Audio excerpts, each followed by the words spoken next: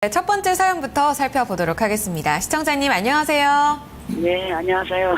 네, 반갑습니다. 시청자님 네, 목소리에 힘이 반가워요. 없으신 것 같아요. 예, 아니요. 원래 목소리가 좀 안 좋아가지고요. 아유, 그러셨어요? 네, 그럼 아유. 기분 좋게 한번 또 받아보겠습니다. 예, 어떤 예, 종목을 아유. 갖고 계세요? 아, 삼성물산이요. 네, 얼마에 사셨고 또 비중은 얼마에 담고 아, 계세요? 6만 5천 원인데 그 비중은 거의 한 70%될 거예요. 6만 5천 원에 70% 정도요? 예, 예. 아우, 비중을 좀 많이 담으셨네요, 시청자님. 예, 그래도 지금 네, 두 번에 수익권이시라서, 네네. 네. 좀 기분 좋게 수익을 좀 보고 계신 상황인데, 비중이 좀 많으셔서 부담스럽진 않으세요? 아니, 먼저 번에 어. 그때 6만 9천 얼마 갈 때, 7만 9천 얼마 갈 때 팔아야 되는데, 네. 그걸 못 팔았어요. 그래가지고 지금 저는 이게 중장기로 가져가려고 사기는 샀는데, 어떻게 뭐, 하여튼 그런 거 저런 거 좀 한번 여쭤보려고. 아, 그러셨어요.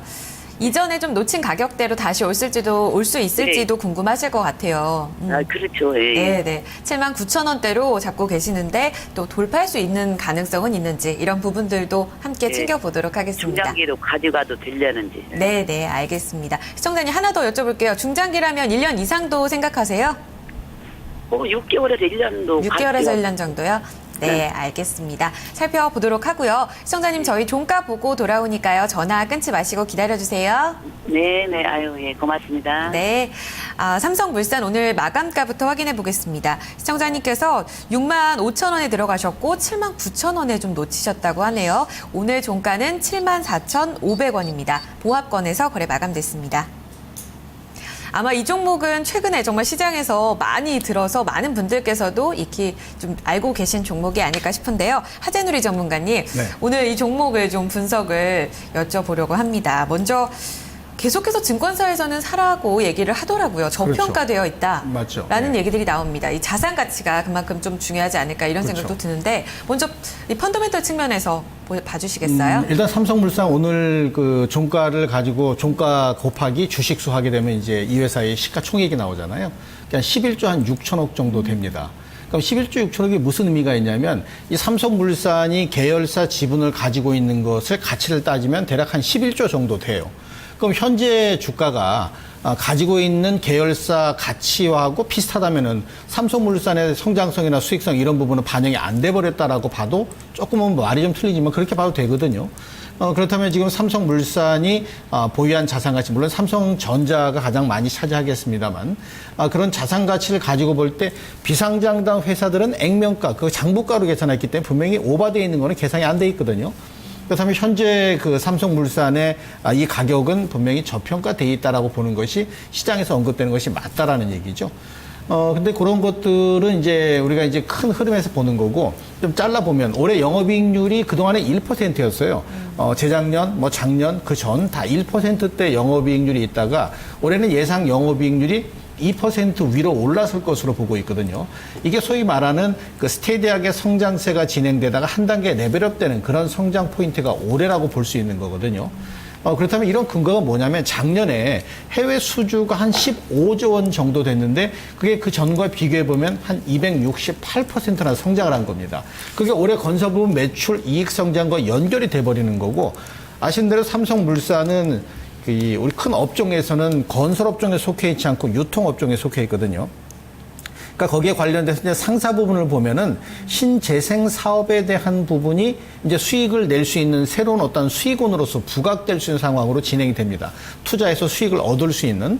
그러니까 이런 것들을 가지고 보면은 이 기업의 영업이익률이 아까 제가 2% 좀 넘겠다라고 말씀드렸었는데 12년에 또 13년에 또 올해 14년에 이제 2%대를 향해 가면서 본격적으로 그 기업 가치가 레벨업 될 수 있는 상황이 된다면 아마 이 기업은 기본적인 가치만 놓고 보더라도 시청자분이 아까 7만 9천 원 고가격권에 못 팔아서 좀 속상하시다 이런 말씀 하셨는데 사실 투자라고 하는 거, 우리 주식에는 투자가 있고 매매가 있습니다. 매매를 빈번하게 해서는 수익을 못 내거든요. 근데 투자를 해서는 수익을 낼 확률이 나한테 훨씬 더 높아집니다. 뭐 그런 차원에서 6개월, 1년도 매매 안 하고 보유하실 수 있다라고 하시면은 7만 9천 원권 가격권 때는 별 문제 없이 충분히 회복될 수가 있겠고요. 이 삼성물산의 기본적인 내용 중에서 이제 상사 부분 아까 제가 잠깐 말씀드렸었는데 이 도표를 보게 되면 상사 부분의 영업이익이 계속해서 증가되는 걸 분명히 볼 수가 있습니다. 근데 상사뿐 아니라 건설이 조금 뭐 주춤하고 좀 이따 말씀드리겠습니다만 건설 상사 부분도 전체적으로 기업 가치가 호조되기 때문에 현재 펀드멘탈 대비해서 현재 오늘 종가는 충분히 상승 가능한 상대적으로 저평가되어 있는 종목이다라고 볼 수가 있겠습니다. 네, 상사 부문에 있어서의 좀 기대감도 같이 말씀을 해주셨어요. 건설 부문도 함께 살펴보도록 하고요. 또 이 얘기를 안 할 수가 없을 것 같은데 지배구조 이슈와 함께 크게 좀 올랐던 종목인데 그룹주 내에서 정말 가장 크게 올랐다라고 봐도 과언이 아닐 것 같아요. 그리고 그 이후에는 지주사 전환 시나리오가 거의 현실성이 없다라는 얘기가 6월 초에 나오면서 7% 가까이 좀 빠졌었는데 어떤 곳에서는 그런 우려감이 그때 다 반영이 됐다라고도 보고 있더라고요. 이런 시나리오에 대해서는 또 어떻게 보고 계세요? 예전에 지금 이제 이런 상황이 안 나왔을 때도 삼성물산은 소위 뭐 준지주사다 이렇게 평가를 받았었습니다. 그래서 삼성물산에 올라갈 때 삼성전자 지분을 가지고 있는 게 반영된다 이런 얘기도 이제 심심찮게 많이 나왔었거든요. 그럼 삼성그룹이 지배구조를 지주사 형태로 가져가려면 천문학적인 돈이 들어가기 때문에 당장은 쉽지 않다 이렇게 보는 게 만약에 지금 현재는 뭐 병이 좀 호전되셨다 하지만은 만약에 잘못됐을 경우에는 이제 상속받으면 상속세를 내야 되는데 그 금액도 상당히 만만치가 않거든요. 그러니까 이런 저런 것 때문에 당장은 지주사 체제로 전환이 어렵다라고 얘기가 나오고 있는데 뭐 그로 인한 삼성물산의 주가 상승에 따른 반락 이런 것은 사실 없을 것 같아요. 아까 말씀드린 기본적인 가치가 보유한 자산으로 인해 평가받더라도 지금 현재 시가총액과 버금가는 정도이기 때문에 그로 인한 부분이 크게 작용되지는 않을 것 같고요.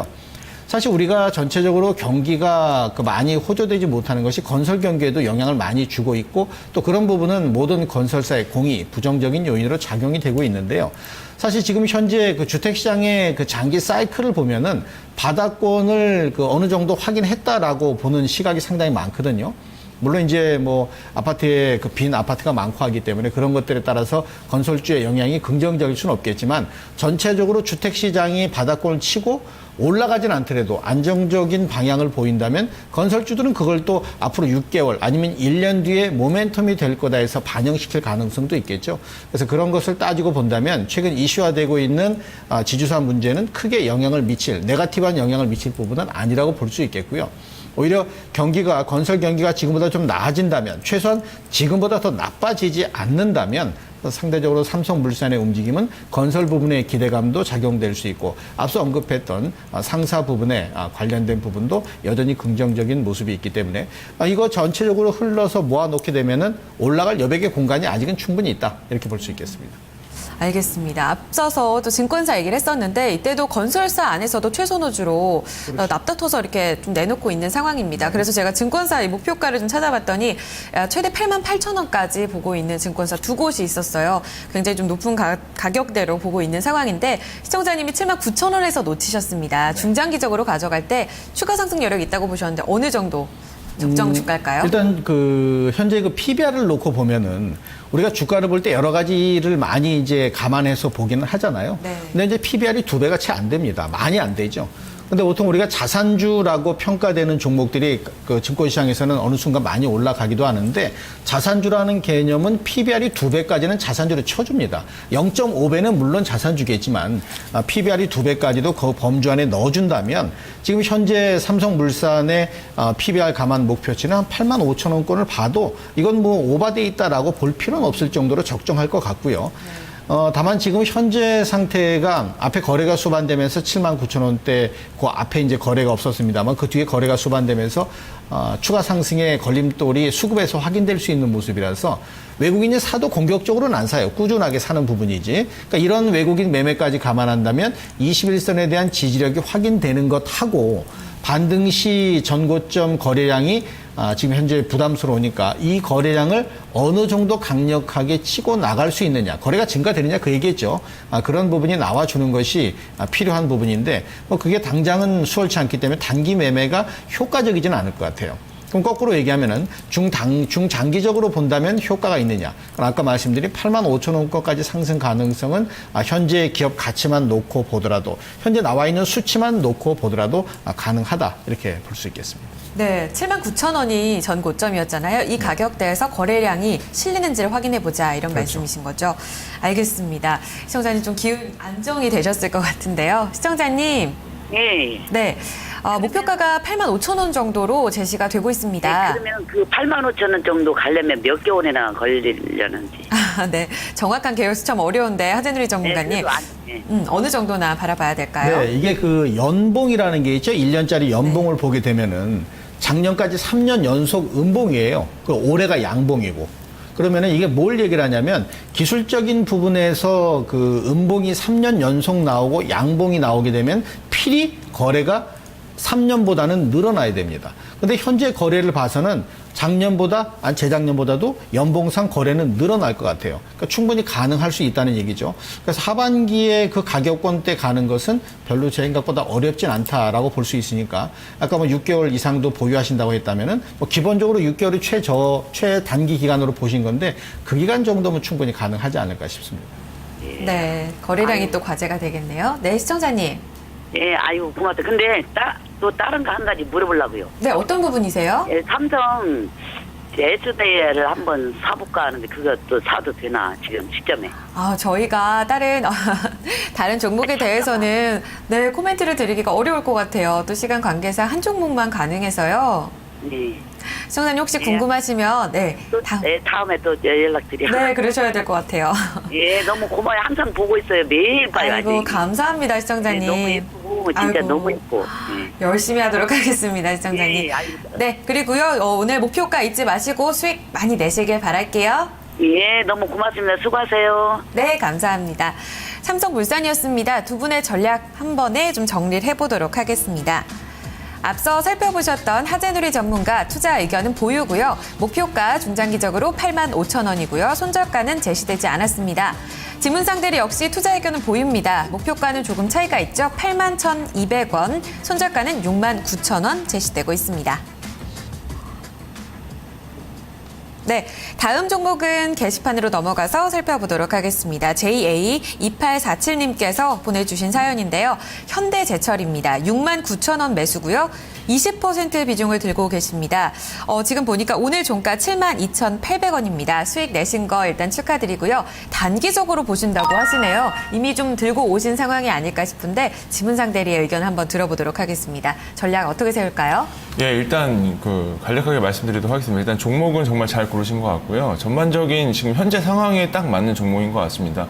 원화 강세가 지속적으로 이루어지고 있고요. 외국인들의 바스켓 매매, 특히 이제 프로그램 비차익 거래에서 계속적으로 시가총액 상위 종목들 위주로 이루어지고 있는 종목이기 때문에 이런 종목 같은 경우는 단기적으로도 굉장히 많은 수익을 날 수 있는 그런 종목이라고 말씀드리고 싶습니다.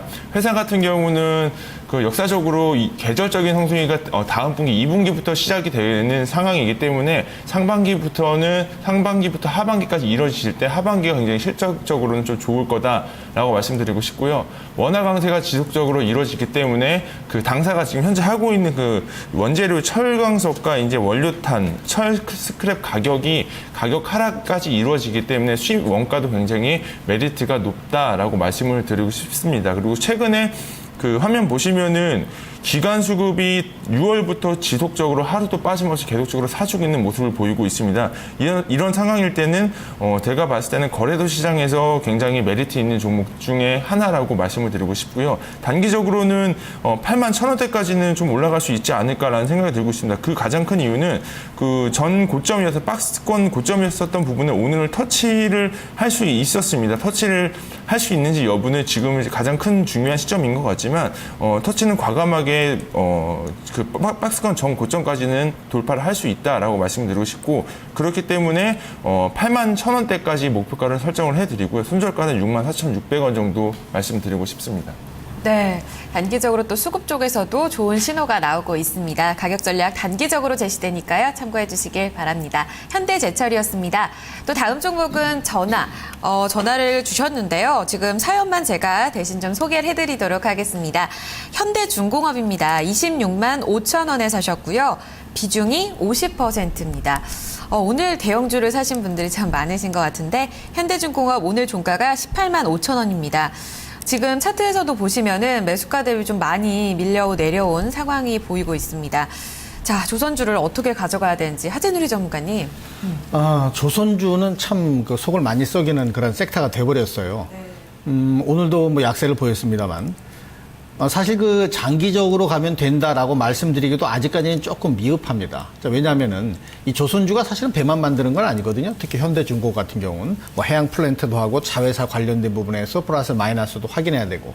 근데 지금 성과가 많이 하락하고 있는 상황, 부정적이겠죠. 이런 조선업종에는. 그다음에 해양 플랜트 관련된 부분도 그렇게 녹록치가 않습니다. 또 자회사들이 똘똘하냐면 또 그것도 역시 그 관련된 모회사와 관련된 일을 하다 보니 역시 또 똘똘한 부분이 좀 부족합니다. 그렇다면 주가 상승의 어떤 그 모멘텀, 핑계거리를 댈 만한 것이 사실 지금 부족하거든요. 그러니까 이런 것에 대해서 긍정적인 의미를 부여하지 못하니까 기관도 외국인도 안 사고 있는 상황이죠. 그래서 현대중공업 같은 경우가 연초의 고점을 첫날 1월 2일 날 고점을 치고 나서 지금이 계속 하락하는 추세권에 있는데 그나마 좀 다행스러운 것은 1월, 2월, 3월, 5월, 6월로 가면서 장중 변동폭은 좁아집니다. 장중 변동폭이 좁아진다는 건 어느 정도 브레이크는 좀 밟히고 있는 과정까지 내려왔다는 얘기거든요.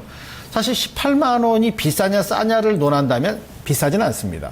또 올라갈 수 있느냐면 올라갈 수 있죠. 다만 그게 어떤 모멘텀이나 핑계거리가 시장에서 확인되는 게 전혀 없기 때문에 못 간다는 얘기입니다. 그래서 지금 현재 상태에서는 아마도 횡보가 좀 진행되다가 반등이 나와도 그저 반등이지 추세를 전환시키기 좀 어렵다는 얘기죠. 그래서 이 조선업종은 하반기 지나서 내년 정도 돼야 뭐 기대감을 좀 갖고 진행할 확률이 높아지는데 현재 상태에서는 기술적으로 매매는 충분히 가능할 것으로 보이거든요. 그래서 보유하신 분들은 그저 그냥 올라갈 때까지 기다려야지 보다는 오히려 반등 시 매도하고 나서 다시 살 수 있는 기회가 분명히 올 수 있는 종목으로 보기 때문에 매매를 하시는 게 훨씬 효과적일 것 같고 그 가격권대를 대략적으로 보면은 한 19만 원에서 20만 원 그 사이에서는 매매가 한 번쯤 이루어진다면 충분히 조금 더 낮은 가격에 사서 수량을 좀 늘려서 내 평가손을 좀 줄이는 그런 전략이 될 수 있기 때문에 19만 원에서 20만 원 사이에 매도 이후 다시 매수하는 전략이 지금 상태에서는 가장 적절할 것 같습니다. 네, 시청자님 또 전화 연결이 되어 있다고 하네요. 시청자님. 네. 네, 현대중공업 좀 들어보셨어요? 예, 들어봤는데, 네. 글쎄, 계속 갖고 가야 되는지, 매매를 해야 되는지, 그 부분이 걱정이 돼서 그러셨군요. 전화드렸는데, 네네. 예.